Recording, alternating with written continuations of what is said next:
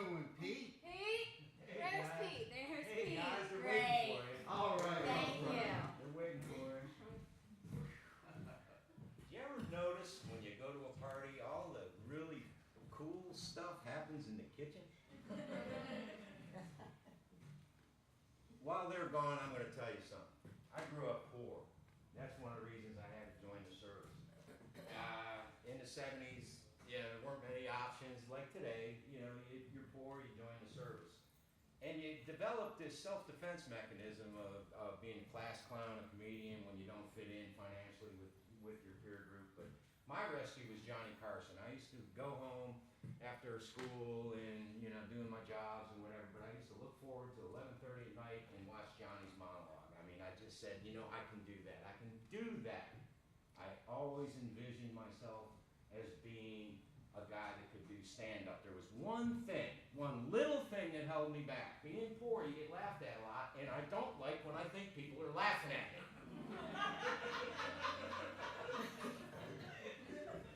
But I knew I wanted to be in front of people. So I said, okay, I got an idea. I'll do mine. Nobody ever laughs at a friggin' mine. You ever seen anybody laugh at a mine? So just my luck, one day I'm looking in the adult education menu of the local community college, and there's a class for mimes. So I go to a mime class. White face paint, the striped shirt, the beret. Now I'm living in the District of Columbia at the time, and I walk into the class, and they said everybody dressed appropriately. We did. And I walked in, and the woman teaching the class happened to be African American, in whiteface with the red shirt and the beret, teaching mime. I said, I don't think this is going to work. She said, get your white ass out of here. I said, can I get my money back? She said, talk to the hand.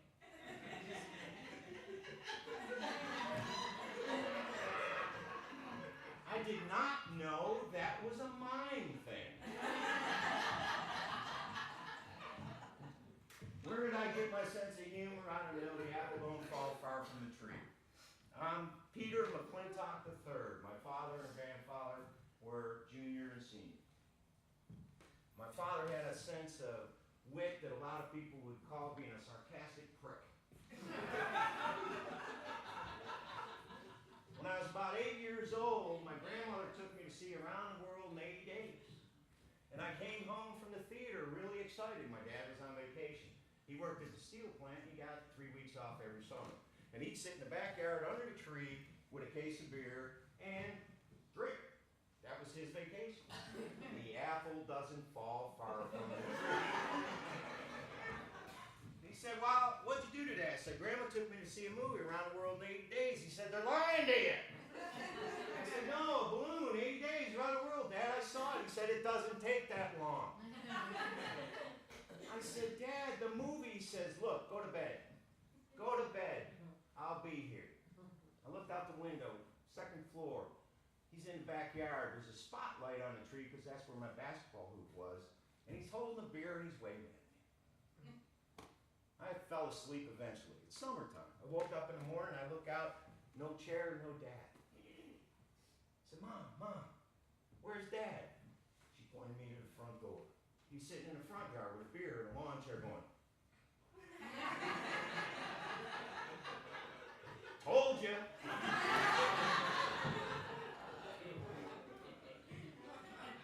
He had a way about him. This weather reminded me of this story. I wasn't even going to add it in. My sister and I were only about 9 months apart. My sister was born first. My sister was born 7 months after my parents got married in 1955. We came from a mixed marriage. My father was Protestant and my mother was Catholic. This did not go over real well. The families didn't talk. So we spent a lot of time together. But one winter, Dad was actually working at the time, and my sister Donna and I said, Dad, you know what would be cool in this weather? It's really neat. Everybody's getting them is snowmobiles. We grew up in Buffalo. So Dad says, you want a snowmobile? Yeah. We're like 8 and 7. He said, go out and get in the car. We'll go shopping for snowmobiles. We get out in the car. He's got a parka on. We got just a jacket. And he puts the top down on the 63 Impala in the middle of friggin' January. Drives us around the block. And it's like 10 degrees and snowing. And we're in a convertible. And he's in the front with a jacket on and a heater on. And then he pulls up in front of the house. And he says, now, do you want a snowmobile? Or do you want to go in the friggin' house? He went in the house. And never asked for another snowmobile. Later in life, I knew I had issues, so I went to a shrink. Now, I don't really have any problem with psychologists and psychiatrists because I think at times they're very beneficial to people, and I was trying to get over this people laughing at me thing, so I went to a shrink. But before you start anything, they want to do a medical intake. So my shrink asked me, Pete, do you smoke? And I said, yeah.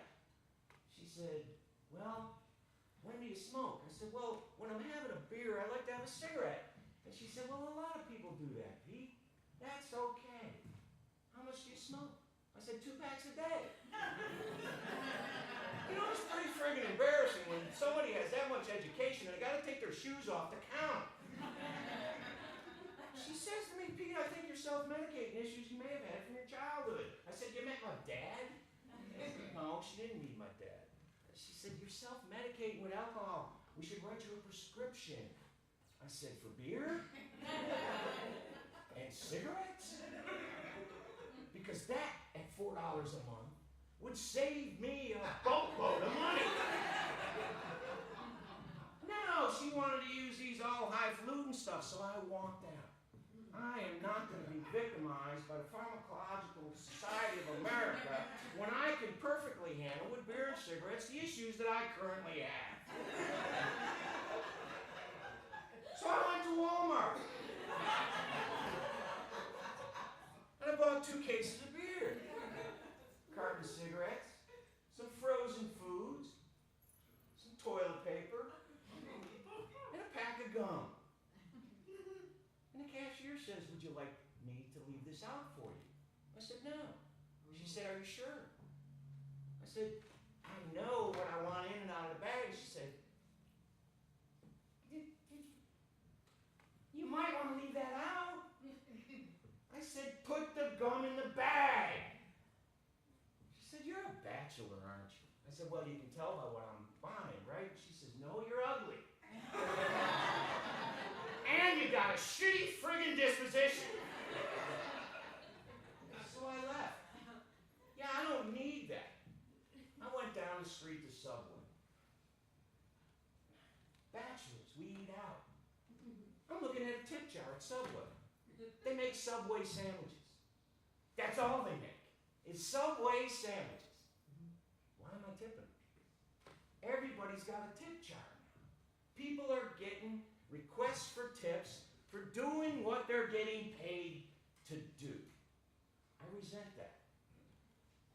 Until I went to the bank. And they had a friggin' tip jar. At the bank. And it was at the ATM. You don't even have to tip humans anymore. The ATM wants a buck. Cell phones. Cell phones piss you off. They piss me off. You know why? Mine doesn't work in here. I got the best coverage in the world, according to the guy. The guy on TV says I got the best coverage in the world. I walk in here, I go to Rome. Charlie Manson gets arrested. Not arrested, he's already in prison. Found for the 2nd time with a cell phone in friggin' Alcatraz. Twice. Charlie Manson's got a cell phone. How they got it to him, I don't know. What I want to know is, who's his carrier? Because if you're in Alcatraz or the equivalent and you get coverage and I can't get it in the building, I need your carrier. And I'd like to know who he's calling. For what? I'm envisioning this is how it happened. The warden called him and said, can you hear me now?